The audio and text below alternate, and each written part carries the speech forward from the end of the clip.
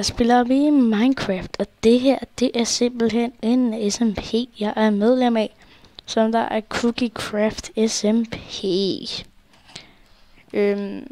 Jeg har allerede været i gang i lidt tid. Jeg har fået bygget det her hus. Det er det bedste. Det skal selvfølgelig være meget større. Og ja. Og så har jeg været nede og mine lidt. Jeg har 8 diamonds, og den her, den starter man med. Ja. Så det der andet. Det der var.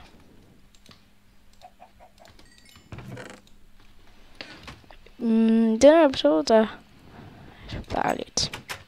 Der skal jeg bare finde lidt træ, så jeg kan gøre mit hus færdig, mine lidt. Og ja, sådan noget.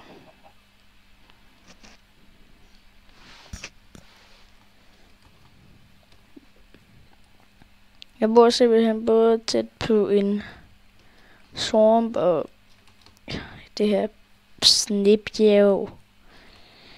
Ja, det er det, jeg bor tæt på. Så den der plains derhen.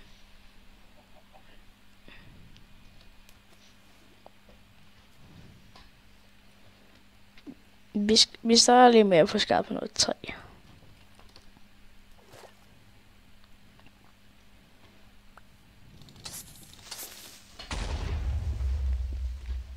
Der er sprængt ind i luften.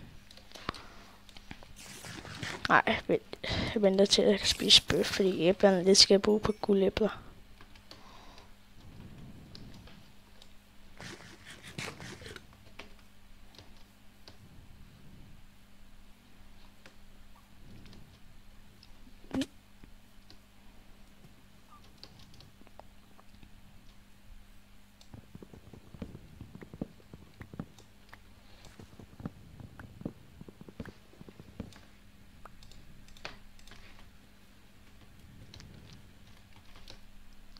Kom her, lille ko.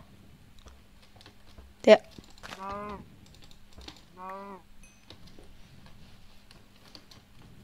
Ja. Der skal jeg tilbage til huset. Hold lige hurtigt.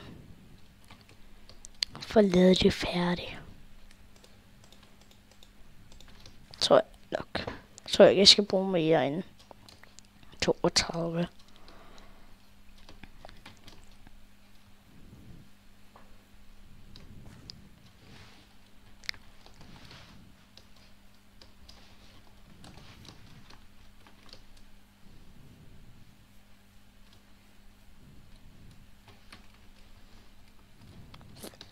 Ej, for fuck.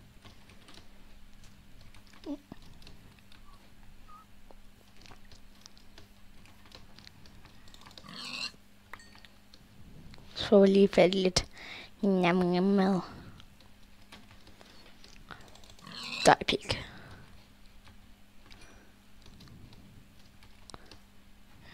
Jeg har brug for meget mad, tror jeg. Jeg ved faktisk ikke. Jeg har brug for meget mad.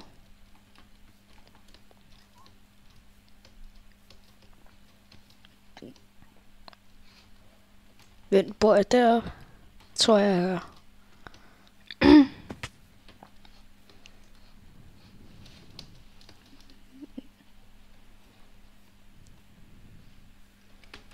Jep.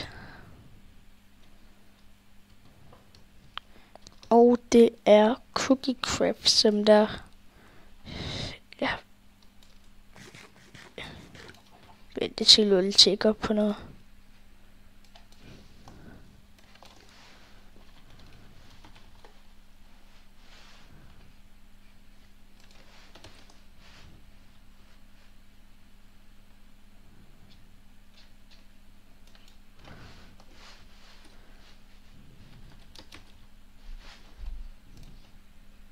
Så er det jo lidt to.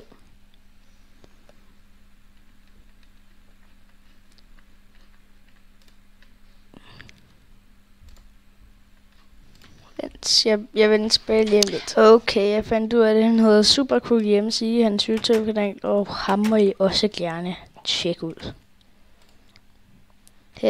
Det er ham, der har den her SMP.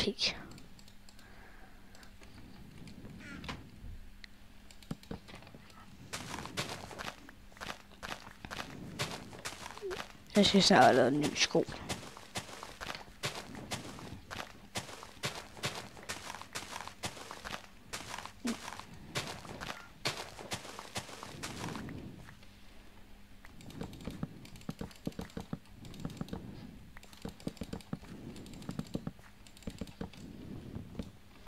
Og inde på den her SMP vil der også være, tror jeg, der også vil være fremtidige videoer med Penguin Gamer og Jade Killer og Settercraft. Det håber jeg i hvert fald.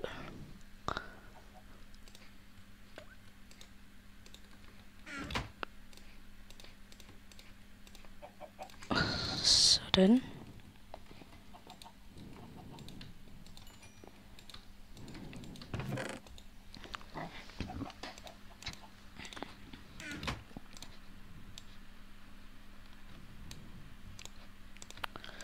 Så fik vi lavet vores første gearbo.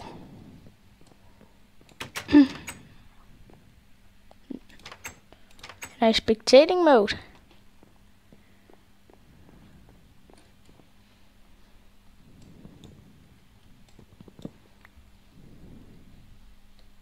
Tror jeg i hvert fald.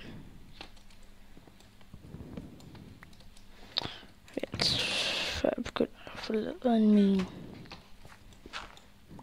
Jeg laver den bare sådan her.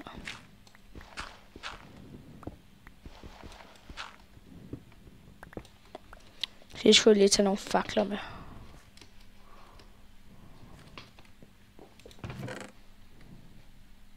Har jeg ikke nogen? Så har jeg sikkert brugt alle sammen op. Så havde jeg nogen på mig.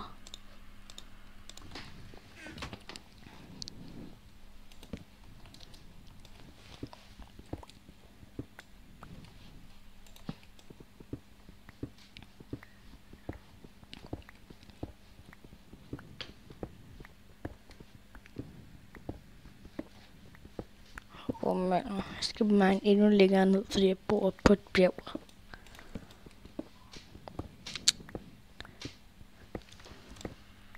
Men det, nej, han er ikke spekteret. Eller er han stadig? Nej, det er han ikke. Tror jeg i hvert fald ikke.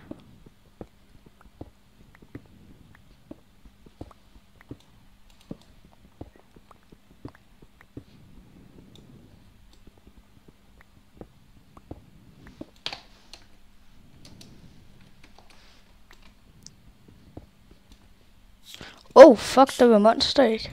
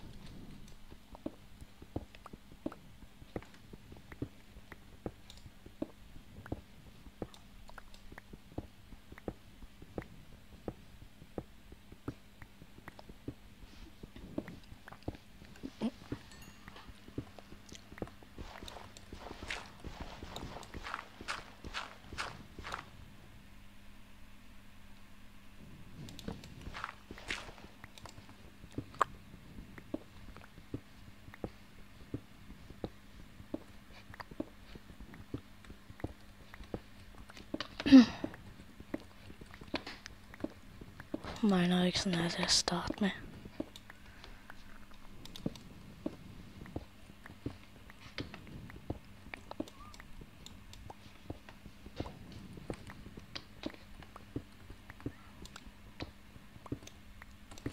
Jeg tror faktisk, jeg skulle have taget en ekstra hakke med, fordi jeg når ikke ned på 11. dag, før at den her hakke er brugt op.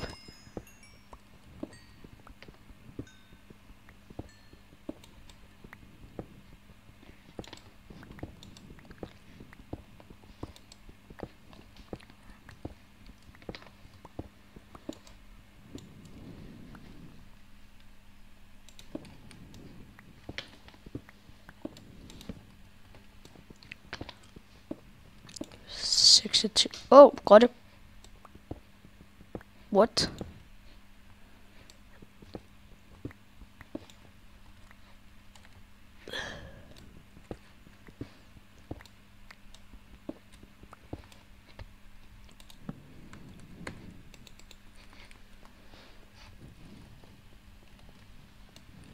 Det skal bruge det her guld. Jeg går efter at få et super god snap.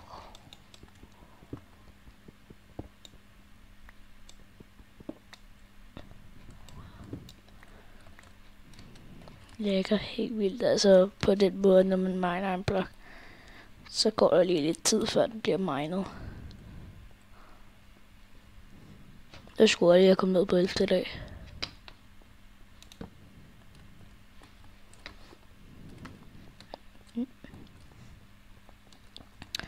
Det jeg hader ved grotter på 11. lag, det er, at der er mega meget lava.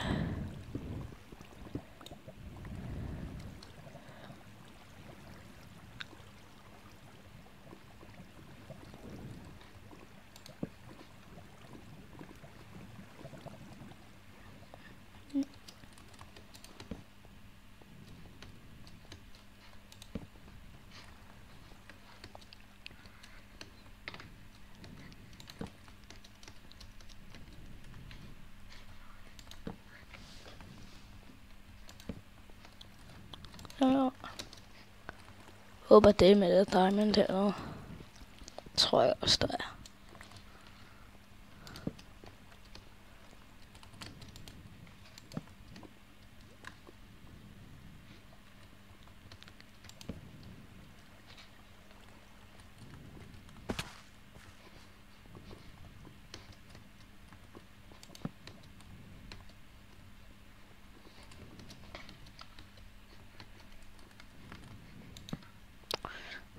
Der er meget jern hernede.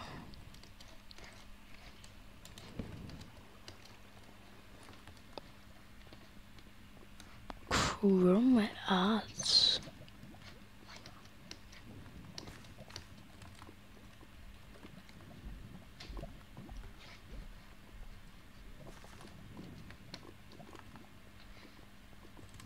Jeg har lort connecting.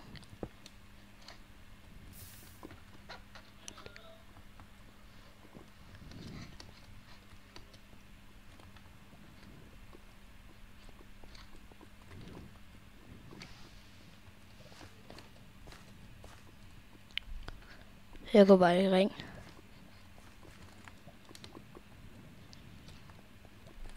Vent.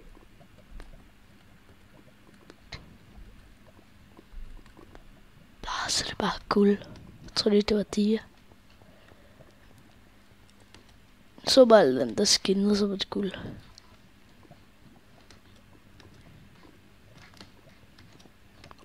Jeg aner ikke, hvor jeg er, fordi jeg har ikke sat koordinater til mit hus. Hvis jeg miner mig op, så tror jeg sgu ikke, jeg finder mig et hus igen. Jeg kan være heldig. Går selvfølgelig ind på, hvor at jeg kommer op hen. Okay, jeg spawner op i Swarmen. Okay, nu spawner jeg op i Plains.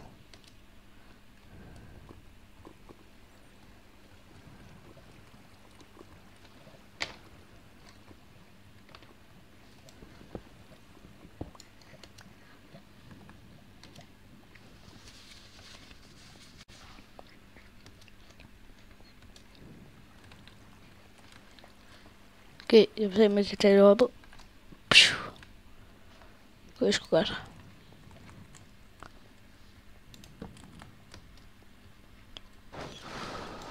Er der diamonds? I need some diamonds.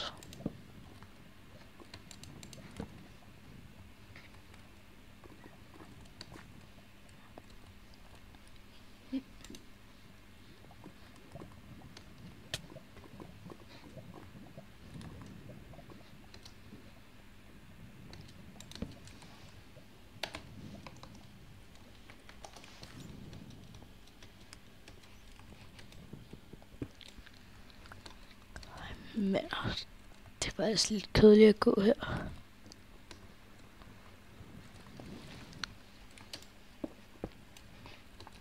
Synes jeg selv.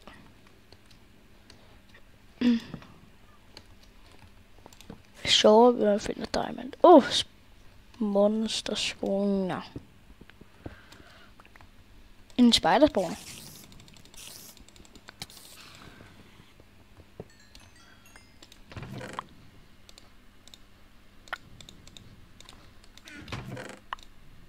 Ningsax.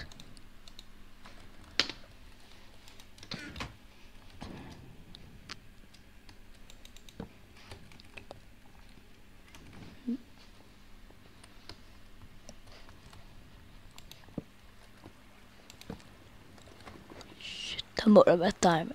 Nej, her har jeg været.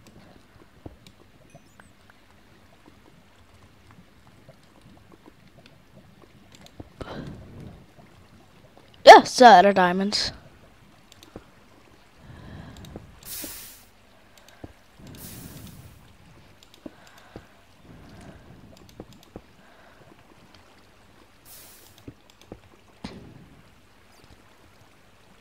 Sådan. Wow, en. Det var det noget.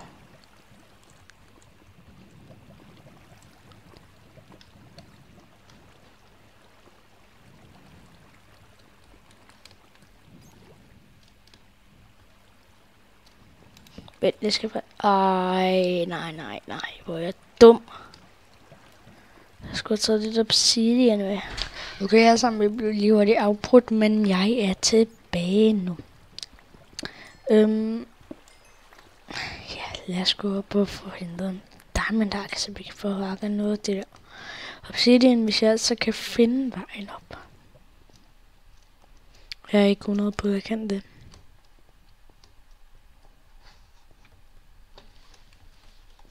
Okay, hvorfor gør den her af monsterspawneren? Men kommer herop fra.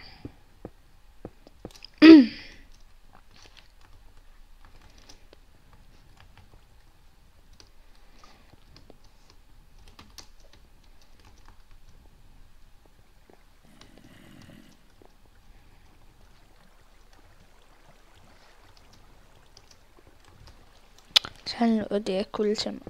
Hvilket jeg kunne godt bruge det til lidt æbler. Så er jeg sgu stok. Så skal mine mig med nogle blocks. Jeg har jo kun de blocks, jeg har lige nu. Jeg kommer ikke til at kunne få fat i flere. Så...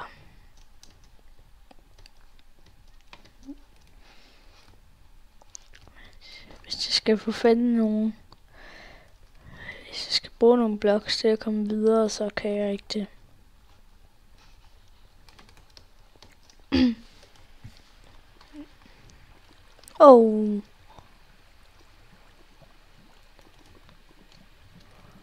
Jeg kommer herfra. Jeg kan se nu.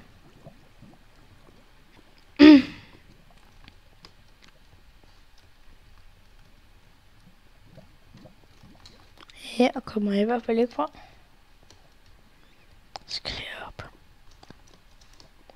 Så er der en fakkel, kan jeg se.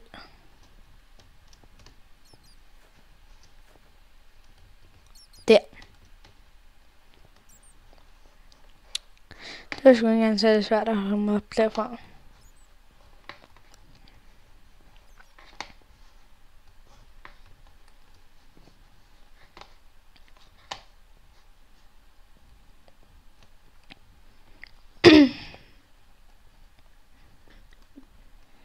Men jeg tror også, at jeg slutter episoden af, når jeg har fået minet det der obsidian.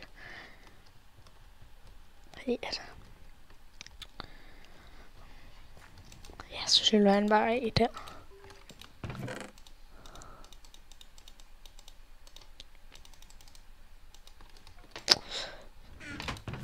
Jeg skal bruge en chest mere.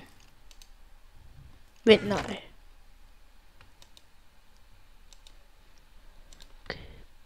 Vi tager bare noget af det der træ. Skal vi nu lave en dobbelttest.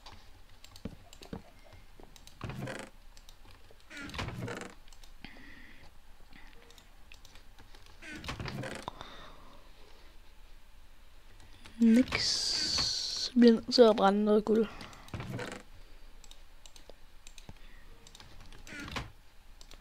Sådan.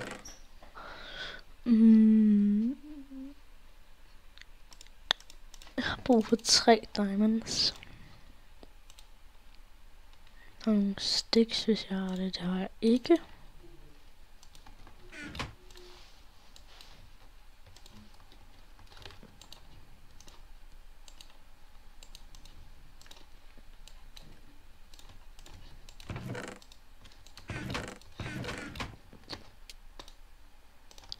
Måske skulle jeg bare tage en jernhakker med.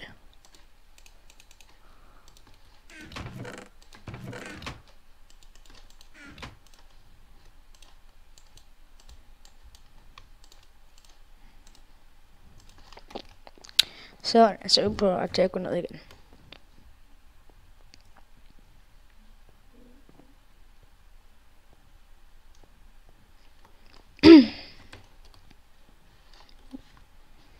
Det er svært, at vi nu finder noget diamond på vejen. Så gider jeg ikke bruge min diamond hack på det, fordi at den skal jeg have enchanted.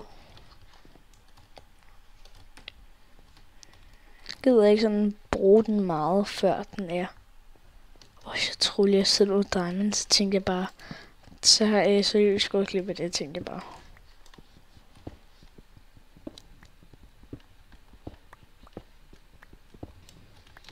Så jeg bare var gået forbi det der diamond dæk.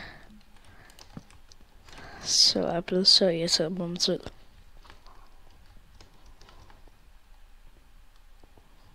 Okay, den her vej.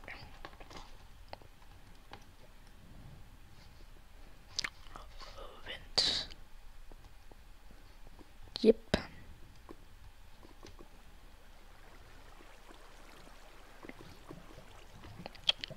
Jeg har faktisk ikke engang været så mange steder hernede i den her grotte. Ja. Altså, jeg synes, det var så let at komme ud, at det var nærmest bare, som om jeg bare havde lagt en masse fakler. Så jeg bare var gået frem og tilbage imens.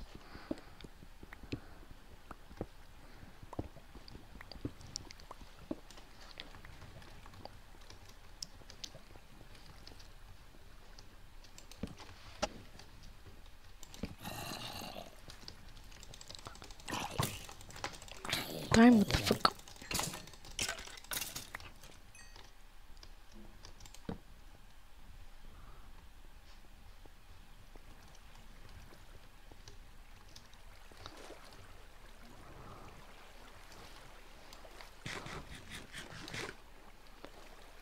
Shit, jeg troede, det var diamond.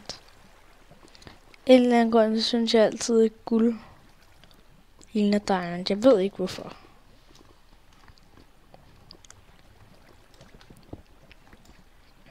Det der vand, det kan ikke nå længere.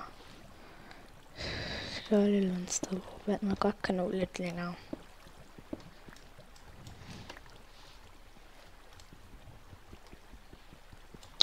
Jeg står godt nok ikke op på blokken, mens jeg miner den.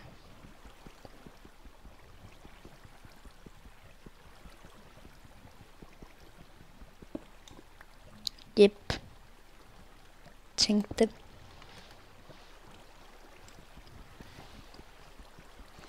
Så jeg stod over med den der blok, mens jeg havde minet den, så var jeg død.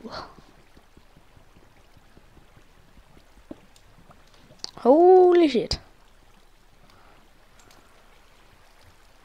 Holy shit. Jeg skal bare bruge 4 stykker til at starte med.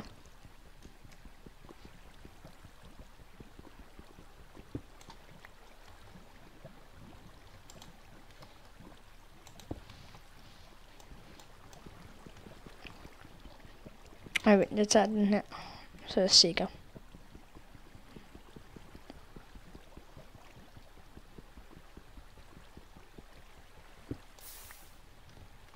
Jep. Okay, så går vi lige en lille smule mere rundt, og så slutter jeg af. Fra første SMP-episode ever never. Fuck sagde det.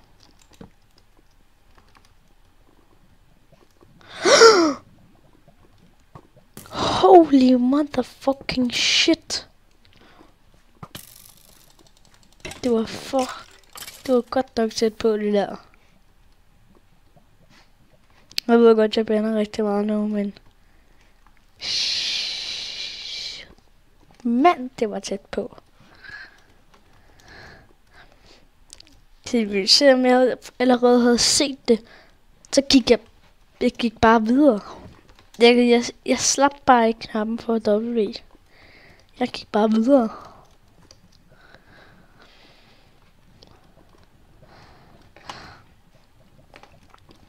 Altså 1 meter. 1 millimeter mere. Så var jeg rundt ned. Med nakken.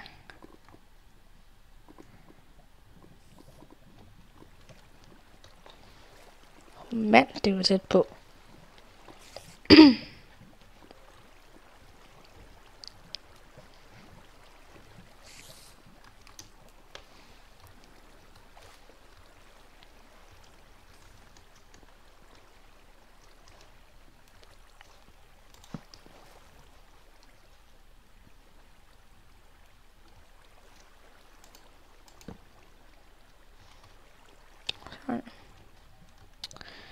Så er det bare tid at finde tilbage. Ja, jeg har 4. dig.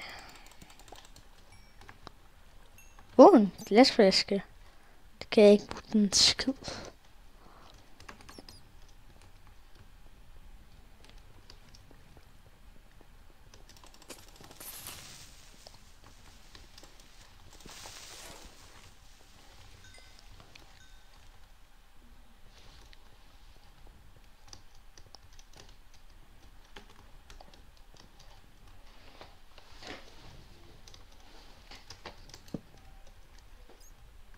Så jeg bare gået glip af emeralds.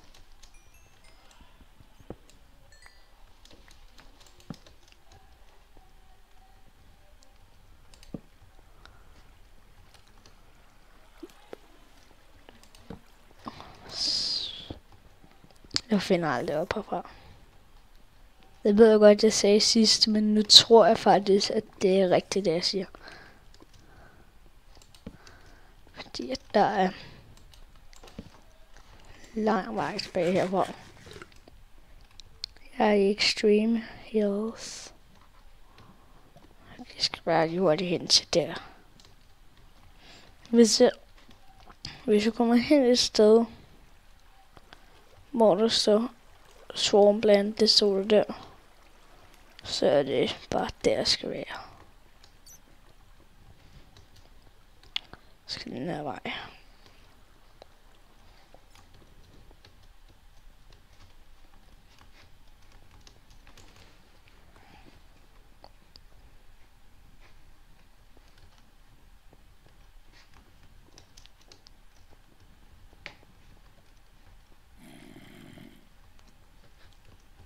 Oh, shit. Fuck, laver den zombie. Skål den bare ned.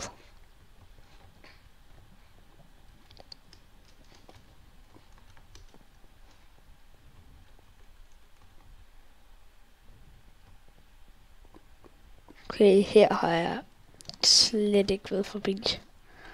Hvis jeg graver mig op her, så lander jeg i swampen. Hvis jeg ikke gør, så skal jeg selv finde vej op. Så jeg graver mig op, når jeg er lidt højere op. Jeg skal lige komme herop til bare, så jeg nok op.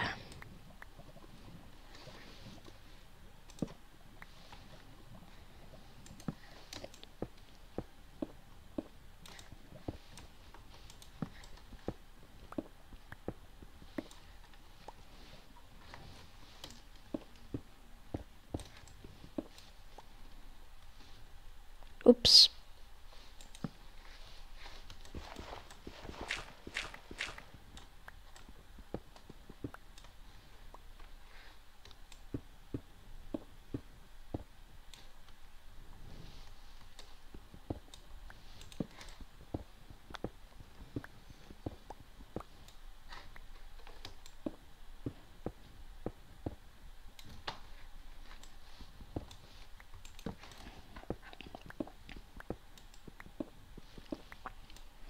Hvis jeg kommer op, og jeg bare bliver overdækket af vand, så prøver jeg bare på at overleve. Jeg har prøvet masser af gange, hvor jeg bare gravede mig op, og så var jeg direkte dækket af vand. Og så tænkte jeg bare, at jeg skulle dø, men så nu er jeg lige oppe i rette tid. Inden jeg mistede de sidste 2 liv eller andet.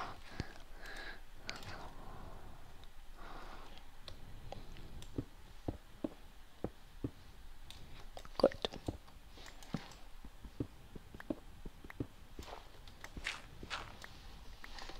Okay, vi kommer op rigtigt. Så skal jeg bare den her vej. Så skal jeg derop, der bor jeg.